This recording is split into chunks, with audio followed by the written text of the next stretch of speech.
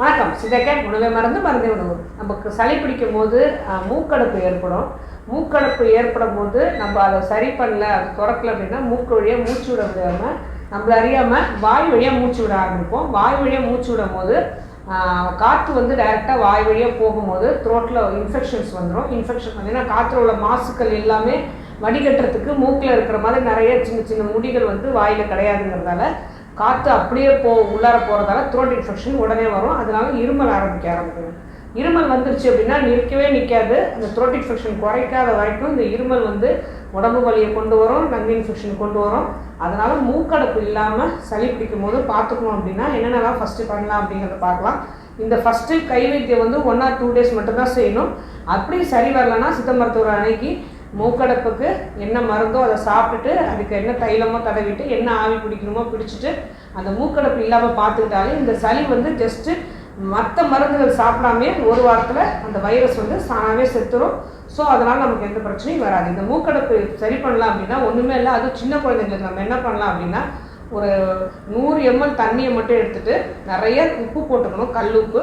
அதிலெல்லாம் குலுக்கி அந்த தண்ணியை கரைய வைக்கணும். திரும்பவும் ஒரு அரை மணி நேரம் கழித்து திரும்பவும் ஒரு ஸ்பூன் கல் உப்பு போடணும், திரும்பவும் அதை கரைக்கணும். இது மாதிரி ஒவ்வொரு தடவையும் அதில் அந்த 100 ml தண்ணியிலேயே திரும்ப திரும்ப திரும்ப கல் உப்பு கரைக்கும் போது சேச்சுரேட் ஆகிடணும். அதாவது மேலும் மேலும் கல் உப்பு போட்டால் அதுக்கு கரைய முடியாத தன்மை அளவுக்கு அந்த தண்ணியாக இருக்கணும். அந்த சுத்தமான தண்ணியை நல்லா வடிகட்டி ஒரு நேசல் ட்ராப்ஸ் டப்பாவில் வச்சுட்டு 2 சொட்டு, சின்ன குழந்தைகிட்ட ஒரு சொட்டு போதும், 2 மூக்கு துவாரத்துலேயும் நீங்கள் போட்டுட்டீங்க அப்படின்னா மூக்கடைப்பு முற்றிலுமாக நீங்கிடும்.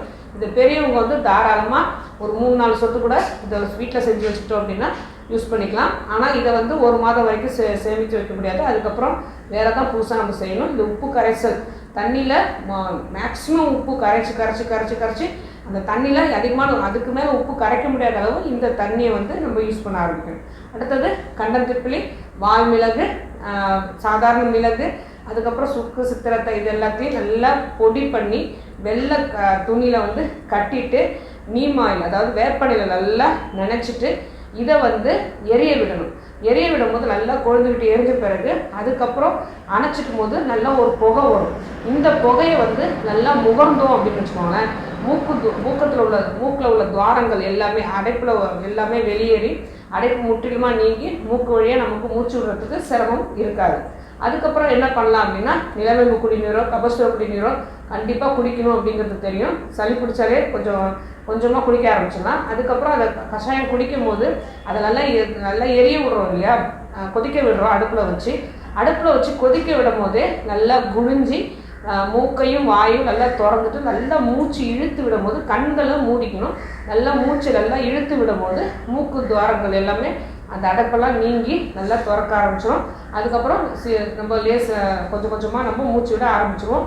ஒரு நாளைக்கு இது 2 தடவை தான் செய்ய முடியும். அதே மாதிரி சளி பிடிக்க ஆரம்பித்த உடனே கொஞ்சம் லைட்டாக உடம்பு கதகதப்பு கூடிடும், அதாவது உடம்பு உஷ்ணம் கூடிடும். இது வந்து ஃபீவர் நம்ம எடுத்துக்கலாம். இதை வந்து சரி பண்ணுறதுக்கு மிளகு, சித்திரத்தை, மஞ்சள் இதை 3த்தையும் நல்லா கஷாயமாக செய்து குடிக்க ஆரம்பிச்சிடலாம். குடிக்க ஆரம்பிக்கும் போது மூக்கு அடைப்பும் நீங்கிடும்.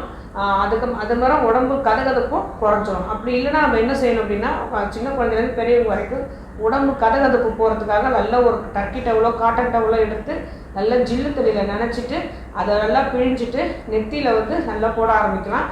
இதனால் நம்ம உடல் கதகதப்பு நல்லாவே குறைய ஆரம்பிக்கும். ஏன்னா சிரசே பிரதானம்னு சொல்லும் போது தலையில் உள்ள கண், மூக்கு, வாய், தொண்டை, காது இது எல்லாத்தையும் பராமரித்தாலே நமக்கு உடம்புல உள்ள அனைத்து நோய்களும் நீங்கிடும். முக்கியமாக சளி பிடிக்கிற பிரச்சனை கண்டிப்பாக நீங்கிடும். நெத்தியில் நல்லாவே பத்து போடலாம். சைனஸ் கிளாண்ட் எல்லாமே அதனால் அந்த பத்து போடுறதால சைனஸ் கிளாண்ட் எல்லாமே சுரக்கிறத நின்று அந்த கிளாண்ட் எல்லாமே சுருங்க ஆரம்பிச்சிடும். அதுலேருந்து நீர் கோத்துக்கிறதுக்கு எல்லாமே அந்த பத்து மாத்திரை வந்து என்ன செய்யும் அப்படின்னா அந்த நீரை எல்லாத்தையும் ஃபுல்லாகவே இழுத்துரும். அதே மாதிரி தும்பப்பூ கிடச்சிது அப்படின்னா தும்பப்பூவை அந்த காலத்தில் நசியம் பண்ணி மூக்கில் போடுவாங்க. அப்படி இல்லாட்டி கூட அந்த தும்பப்பூ நிறையா கிடச்சிது அப்படின்னா கொஞ்சம் சின்ன சின்னதாக தான் இருக்கும். அந்த தும்பப்பூவெல்லாம் கசக்கிட்டு முகர்ந்து பார்த்தாலே மூக்கடைப்பு வந்து கொஞ்சம் கொஞ்சமாக விலகிடும். இதை வந்து எல்லாமே இந்த கை வைத்தியம் எல்லாமே முதல்ல சொன்ன மாதிரி 1 or 2 days மட்டும் பார்த்துட்டு இது நோய் எதிர்ப்பு சக்தி அதிகமாக இருக்கிறவங்களுக்கு இந்த கை வைத்தியமே போதுமானது. சாதாரண சளி வந்து சாதாரணமாகவே அவங்களுக்கு நீங்கிடும் ஒரு வாரத்தில். அப்படி இல்லைன்னா இதையும் தாண்டி அவங்களுக்கு டாலரேட் பண்ணிக்க முடியல, பொறுத்துக்க முடியல அப்படின்னா ஒரு சித்த மருத்துவர் அணுகி அவங்க நோய் எதிர்ப்பு சக்திக்காகவும் இருக்கிற சிம்டம்ஸ் குறைக்கிறதுக்காகவும் நிறைய மருந்துகள் இருக்குது.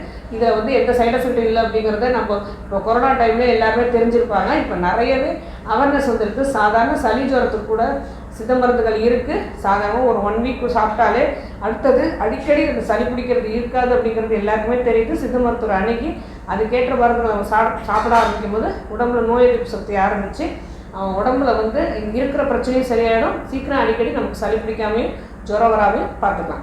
ஆரோக்கியமாக வாழ்வோம். வேறு எதை பற்றி பேசணும்னு நினச்சாலும் சரி தாராளமாக கமெண்ட் பண்ணுங்கள். உங்களுக்கு எந்த நோயாக இருந்தாலும் சித்தா கேரை அணுகுங்க.